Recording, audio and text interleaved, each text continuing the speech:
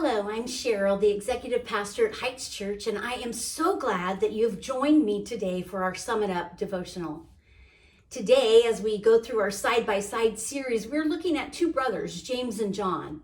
Now, they were among the first disciples that Jesus called, along with Peter and Andrew, and they were fishermen. They were working for their father Zebedee, and as Jesus was beginning his ministry, he invited these brothers to follow him and become his disciples. Scripture tells us that they actually didn't even hesitate. They immediately laid down their nets and they began to follow Jesus. And as I thought about that, I realized that in the culture they were a part of, it was customary that the sons would follow the occupation of their fathers. And I began to wonder what caused James and John to not hesitate, but to immediately leave what was common and expected and head into this unknown adventure with Jesus. It must have been that Zebedee had raised them understanding to be called a disciple of a rabbi was an honor. And so they leave life as they know it and they began to follow. It seems that they must have been close as brothers because they chose to go together. And we find that as they walked with Jesus, their belief in him grew and they began to believe in his mission. I think that they witnessed the miracles. They listened to his teaching. They believed in his principles, teaching that was so different from anything else in that day and time, and they participated in the ministry effort. Now, scripture will tell us that they were part of an inner circle of three that were closest to Jesus. Jesus obviously trusted them. He saw value in their partnership and in their friendship. And they stayed true to him.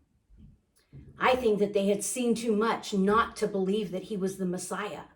They were definitely up close and they were personal, even at the end of Jesus' life. They stayed close.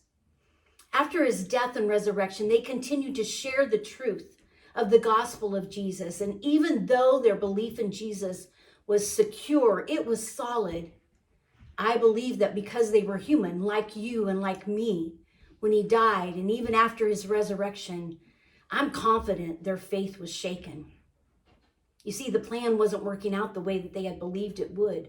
They had to be shaken. But it would appear that they became strength for one another.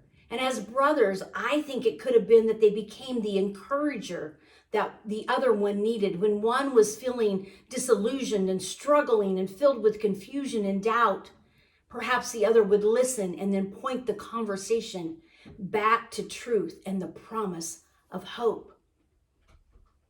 I don't know about you, but I have those people in my life. And I want to ask you, do you have someone in your life that when life takes you down a road that you weren't anticipating, or when life just sideswipes you, when it blindsides you, do you have someone that you can share with?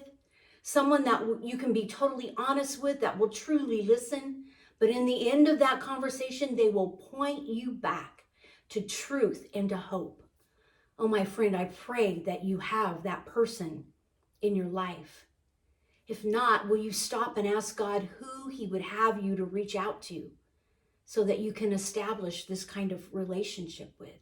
Because the truth is, we all need someone to run alongside of us in this journey of life.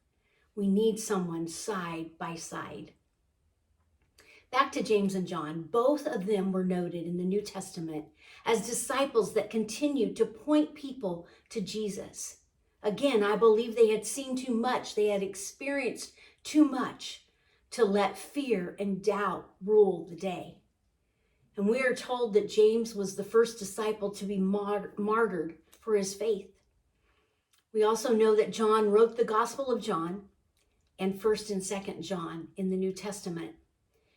Their faith continued. They continued to point people, and they're still pointing people to Jesus today.